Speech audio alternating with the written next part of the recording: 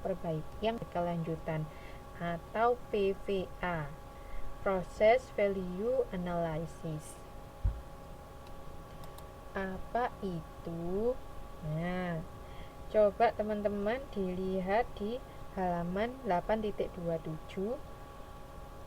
Di sini menjelaskan tujuan menyeluruh dari ABM, yaitu meningkatkan profitabilitas perusahaan, yaitu dengan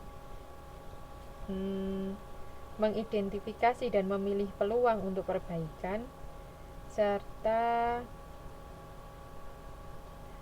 ada 4 tahap berkaitan dengan ABC dan 2 tahap umum. Kita lihat aja. Di sini ada PVA, ada ABC. Dengan PVA atau Process Value Analysis, di sini membuat penilaian atas isi aktivitas. Kita membuat penilaian atas isi aktivitas, menentukan akar penyebab masalah, membuat ukuran kinerja aktivitas, mencari peluang untuk perbaikan. Kalau kita sudah selesai melakukan analisis ini, kita bisa melakukan atau kita bisa mengurangi cost. Itu tujuan kita. Nah, sedangkan dari ABC, dengan melakukan ABC, membebankan cost ke sumber daya berdasarkan aktivitas-aktivitas, terus mengidentifikasi objek cost dan penggerak cost, menghitung tarif, dan membebankan cost ke objek cost. Nah, tadi kan sudah kita lakukan di sebelumnya. Nah, untuk apa semua itu? Yaitu untuk memperbaiki keputusan. Maksudnya apa? Kan kalau kita tahu cost aslinya, cost yang sebenarnya, keputusan kita kan jadi lebih bijak. Kayak tadi, misalnya makan berempat terus dibagi rata, terus kan ada yang bayarnya kelebihan, ada yang bayarnya kekurangan.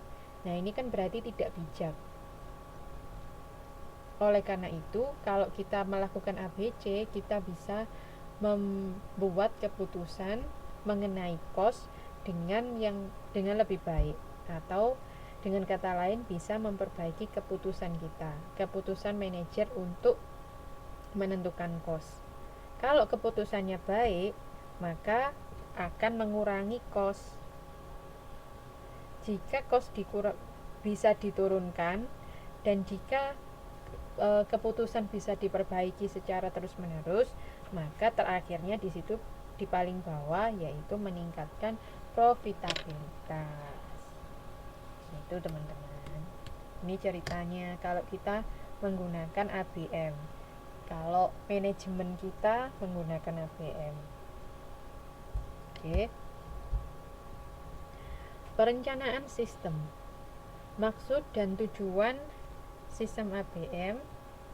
Kemudian kita harus tahu posisi bersaing organisasi masa kini dan yang diinginkan. Terus proses bisnis dan bauran produk dari organisasi, jangka waktu, serta kemampuan organisasi dalam mengimplementasikan atau mempelajari informasi yang baru. Ada juga penyebab kegagalan ABM, yaitu kurangnya dukungan dari manajemen yang lebih tinggi dan gagal mengintegrasikan sistem. Kan kita tahu kalau kita mau melakukan ABM, kita harus melakukan ABC, kita harus punya data tentang ABC.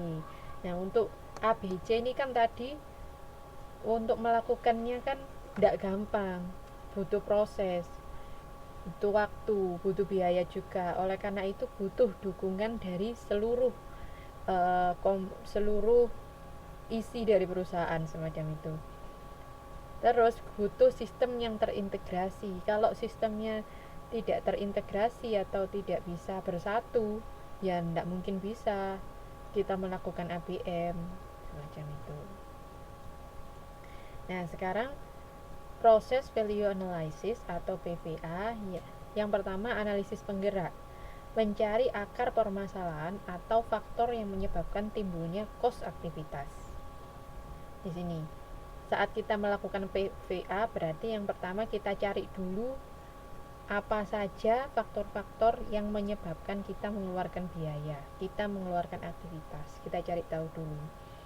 Kemudian berkaitan dengan input atau sumber daya serta output atau hasil, bisa juga disebut produk. Ukuran output bisa seperti frekuensi suatu aktivitas dalam waktu tertentu.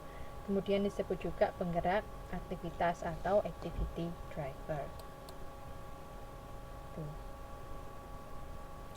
Analisis aktivitas yaitu identifikasi dan pembebanan. Melakukan proses identifikasi, pemaparan, dan evaluasi terhadap aktivitas organisasi. Analisis aktivitas menghasilkan yang pertama aktivitas apa yang dilakukan, terus berapa orang yang harus melakukannya, terus sumber dan waktu yang dibutuhkan, terus pembebanan nilai aktivitas ke organisasi. Ini kalau kita melakukan identifikasi melakukan analisis pada aktivitasnya. Lalu bagaimana kita ini ada yang disebut sistem Kaizen, yaitu analisis aktivitas dapat mengeliminasi cost melalui eliminasi aktivitas, pemilihan aktivitas, mengurangi aktivitas, dan penyatuan aktivitas. Jadi misalnya di sini ada contoh aktivitas yang bernilai tambah dan aktivitas yang tidak bernilai tambah. Contohnya adalah kegiatan bernilai tambah waktu proses suatu aktivitas, sedangkan contoh kegiatan tidak bernilai tambah adalah penjadwalan, perpindahan, waktu tunggu, inspeksi, dan penyimpanan. Kan maksudnya gini, ada aktivitas itu yang bernilai tambah. Kalau misalnya aktivitas produksi atau proses suatu aktivitas, semuanya kan bernilai tambah. Berarti ya sudah, aktivitas itu berguna, istilahnya gitu. Nah, kalau aktivitasnya nggak berguna, tidak bernilai tambah, maka sebaiknya kita eliminasi saja. Di sini diberi contoh kalau tidak bernilai tambah itu adalah scheduling atau penjadwalan. Terus kan ada lagi waktu tunggu. Nah, waktu tunggu ini kan aktivitas yang sebenarnya tidak perlu dilakukan kan. Maksudnya kalau kita bisa ada pesanan, kita proses, kita produksi, terus kita langsung jual, kenapa harus ada waktu untuk menunggu? Kan semacam itu. Nah, oleh karena itu, aktivitas-aktivitas yang tidak bernilai tambah ini bisa dieliminasi. Dieliminasi berarti dihilangkan semuanya sama sekali. Terus pemilihan aktivitas berarti milih mana aktivitas yang bagus, mana aktivitas yang tidak bernilai, dipilih. Terus pengurangan aktivitas. Aktivitas ini sebenarnya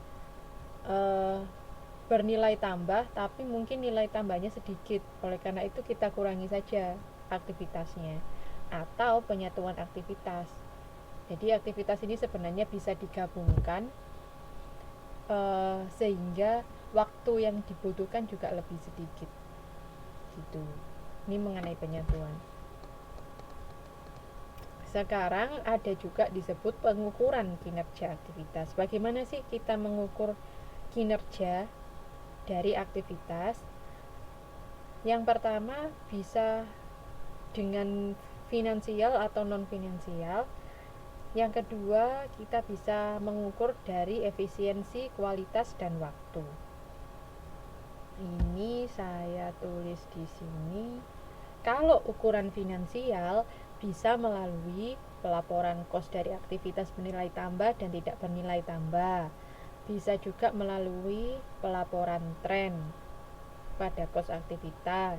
Bisa dari standar Kaizen, bisa melalui benchmarking, bisa melalui perhitungan kos siklus hidup. Nah, apakah itu semua? Yang pertama,